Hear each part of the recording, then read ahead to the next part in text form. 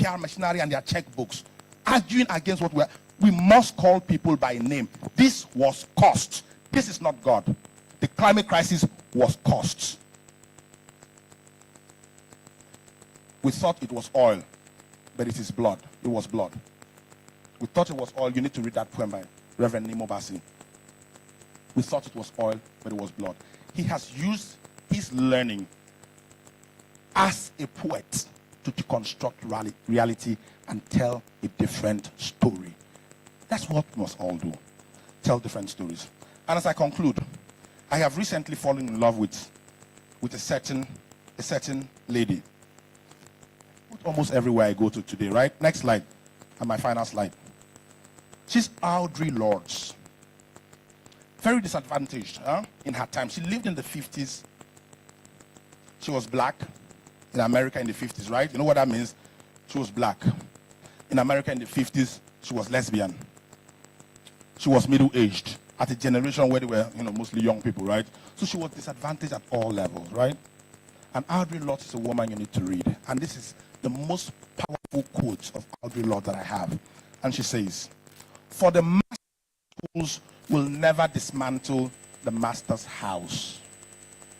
They may allow us to temporarily beat him at his own game, but they will never enable us to bring about genuine change. For the master's tools will never dismantle the master's house."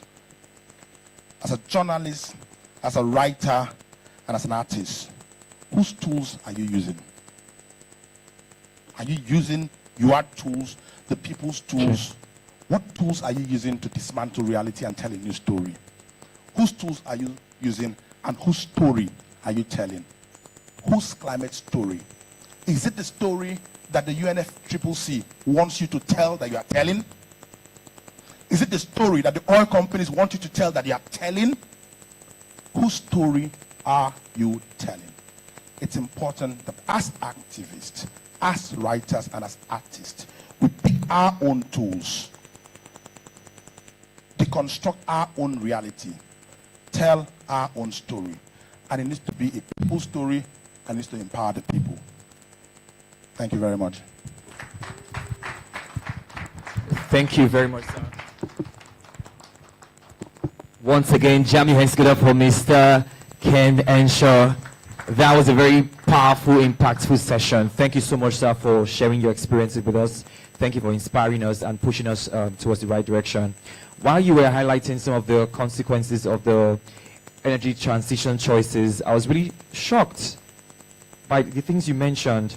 And also of the fact that you said these discussions are more about empowering people, because it's very important to look towards that direction.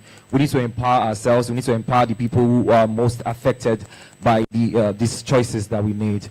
All right, ladies and gentlemen, right now I'm about to take us into another dimension of this program.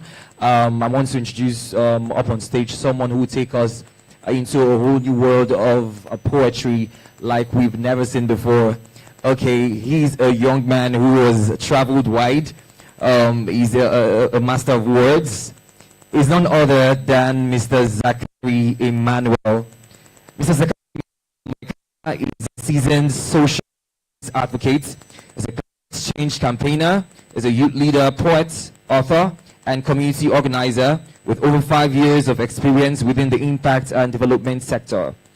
Besides his professional commitments, Zachary dedicates himself to his community by spearheading the arts advocacy movement and serving as an ambassador for Street Projects Foundation.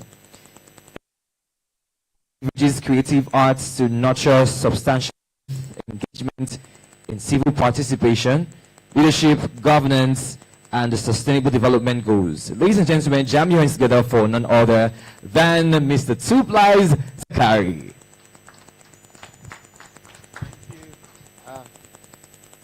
All protocols duly observed and courtesy extended. My name is Zachary Emmanuel Mekalma, but my friends call me Two-Plies Zachary. And I am a spoken word artist, a poet and a writer, advocate for the girl child, brand influencer, climate justice advocate, and a few things I do on the flip side. Nazarene, you just set me up because you called Sir Ken before me and he has said everything. Sir, I don't know what to say again. How do I convey this truth to you without being sarcastic of the very reality concealed beneath a facade of plastic surgery? Or should my words be jedi sweet, sugary, or should I use some poetry to erase the forgery? Hello Lagos, where do I start from? Maybe from this vibrant city where Afrobeat rhythm pulses through our veins, the rich ancestry and your festival of our population and the distinction in our name. See, I stand before you with words and rhythm refined on my tongue as I take us back to the future, to our shared memories and the stories we shared that went wrong. Dreams, aspirations, hustle often shelved under the rug, but in the midst of the bustling city, I hear words like, wo, egbo, eko, niba, gel. For me, it's the horn from the buses, gutter, slums, Agbero, cause it's 2 a.m. Oshodi wakes me up as I dress for the office. Everybody seems to be in a hurry, but this is not another Nollywood movie you see that says viewer discretion. But it's my intention, like a bow to an arrow, I draw your attention like Mona Lisa in the hand of Da Vinci, that leaves us taking urgent climate action as I clarify the misconception towards environmental degradation. This boy came to Lagos to speak English. I speak the unconventional truth. Oh, you didn't know when you were done brushing, flossing, the tap you left running like Toby and Musan also contributed to the flooding? Well, let me put that in perspective. Maybe I should be more verbal so you see our reasoning is quantitative. But before then, open the corridors to your eardrum to this messenger whose words aren't sedative. But hold on. How many of us here like Pomo? For your information, and the Malu, na car tire they use roastam. If I were to call us out by our ignorance to climate change, it's going to be a long roster, including yours faithfully, the preacher. No, sorry, imposter. I threw pure water leather out of a black coastal, and he found its way into the coastal waters, killing aquatic lives that weren't even hostile to us. And the smoke where they come out, they go the ozone layer, be like black buster. And then I heard a whisper. This piece might not get up to 1,000 likes, so fewer comments, reposts from your favorite types of influencers, but I am here to ignite our thinking caps. As we brainstorm past the baton of knowledge, let our mind run creative laps.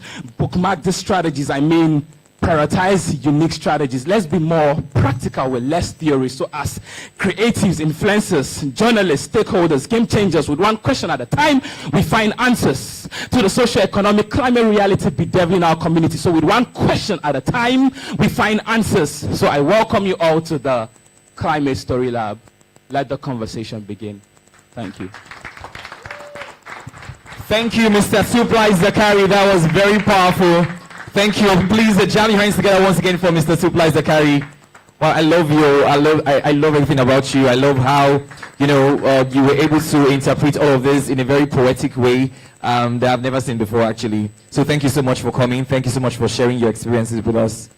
All right, now, ladies and gentlemen, we're moving very quickly, into another interactive section. We have 2 persons that will be coming up on stage that will help us moderate this session. Now, the question that we want to ask right now is, can impact storytelling drive climate action? Can impact storytelling drive climate action? Now, to come and help us do justice to this session is none other than Abiba Ali, who is CEO of Society Energy, and also Michael Simeri, who is also the CEO of Environ News. A round of applause for him as well. Now, Abiba has been in the renewable energy industry since 2005. She co-founded the Developmental Association of Renewable Energies and worked as national coordinator. She worked on the Clean Development Mechanism Project Efficient Cook Stove for Nigeria, the Solar Lamps Assembly and Sales Training Program, and the Solar Dryers for LV Food Project. We were branched out to handle the commercial aspects of the renewable energy industry by launching Society Renewable Energies, a social enterprise which offers efficient, reliable, and sustainable products, including solar lamps, solar home systems, and water filters to the people of rural and peri-urban communities of northern Nigeria. While on the other hand, Mr. Michael Simeri is a science journalist, writer, environmentalist, urban planner, as well as a media trainer and mentor. As a journalist and researcher, he has undertaken academic research, written, published media and academic, and presented pieces on climate change, science and technology, renewable energy, water and sanitation, agriculture, biotechnology, biosafety, nature conservation, and human settlement cities, among others. These are several other topics seasoned keynote speakers will be talking about right now. Ladies and gentlemen, jam your hands together for them.